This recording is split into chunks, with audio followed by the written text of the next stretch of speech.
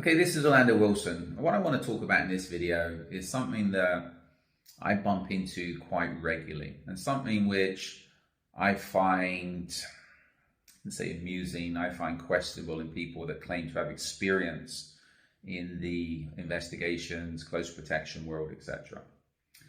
And this is the misconception a lot of people have that everybody in the close protection business, investigations business, including clients especially, are squeaky clean. They've never done anything wrong. They're the perfect people. To me, that is, people that think that are obviously very naive or completely delusional. Everybody has dirt on them, period. Some just hide it better than most. Now, I tell people I would sooner deal with an honest criminal than a honest person. I'll elaborate more on that as I go along. Now, I'm sure some of you are saying, well, what I'm saying is off, etc. Well, let's put it into context. We're meant to look up to police officers, etc. British police, I used to say, used to be the top police force in the world, as far as professionalism is concerned. I read a report this morning, something's popped up. I think one police officer in the UK has been reported for rape every week. That's just rape, not the other crimes. I think in the United States in the last few days, there's some professor from Penn State University that was caught having sex with his dog in a public park. Oh, he's a professor at top university. They don't do things like that, do they? There was another report, I think some high-flying businessman out of New York was caught, he's been trafficking around some 14-year-old girl, having sex with her in different hotels, etc. Okay, but that's a high-flying business executive. They don't do things like that, do they? President Trump has just been arrested. Jeffrey Epstein was a very respected person until everybody realized he was a pedophile. And that had been going on for years. But we'll leave that there. So hopefully you can see, people are people. A lot of people make mistakes. And I've come across many people over the years that's been in jail, been convicted of crimes, etc. Are they bad people? No. A lot of them just made mistakes. Now, this is where I'm not making an excuse for the scumbags, the career criminals. I have no time for the rapists, the pedophiles, the people that go up beating up old women and old people, the bullies.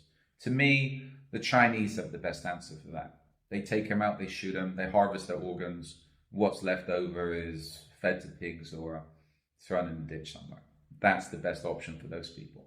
There's a lot of people out there that honestly make mistakes. Okay, what's perceived to be a crime now in some places is not a crime in other places. In some ways, people do what they have to do, and sometimes people have to break the law to survive, to make money, to feed their families. I understand that. Sometimes people see crime as being a career, a business. Okay, that's their world. I don't condone it. It's something which those people, if they're honest about it, and I know a lot of honest criminals, okay, that's their world. I respect their honesty. As I said, I'd sooner deal with an honest criminal, because at least I know where I stand, than a honest person. Now, if you're in the close protections investigations business, a lot of the clients you're dealing with could possibly have criminal histories, a criminal past, done something wrong in the past. Are you going to say no to a client because he has a criminal history? Well, if he made a mistake in the past for whatever reason, as long as he's not a career criminal and going to get you into trouble, he's another client, he's paying. You just have to be careful that if they're convicted felons, etc., you don't have firearms around them, or in the United States, you don't have firearms around them, etc. This is where you always need to check out your clients. If a client was honest with me, okay, I'd take a look at the situation and most probably say yes. If a client was trying to cover something up, which I've had in the past, I'm not going to deal with them because it shows they're dishonest.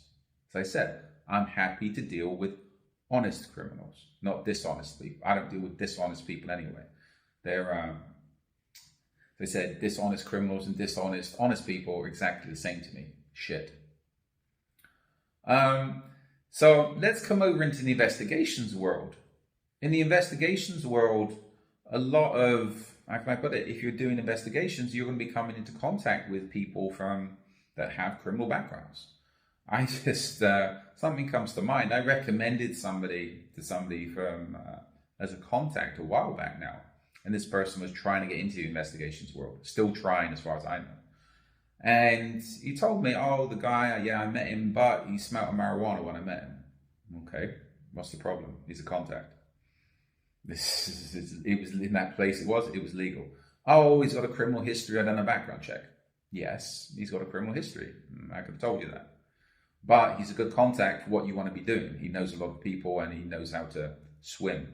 So in the investigations world, that would be a good contact for the person. But the person I recommended him to was too afraid, didn't want to deal with criminals, etc. Didn't want to deal with people with criminal backgrounds.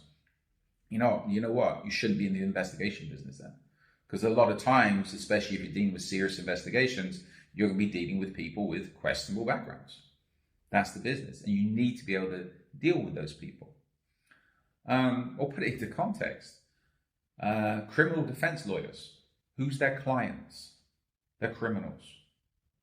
If a criminal defense lawyer was so high and mighty that he didn't want to deal with criminal defense, he wouldn't be dealing with it. He'd be dealing with crappy civil lawsuit somewhere, right? But just because somebody made a mistake at some point, it doesn't make him a bad person.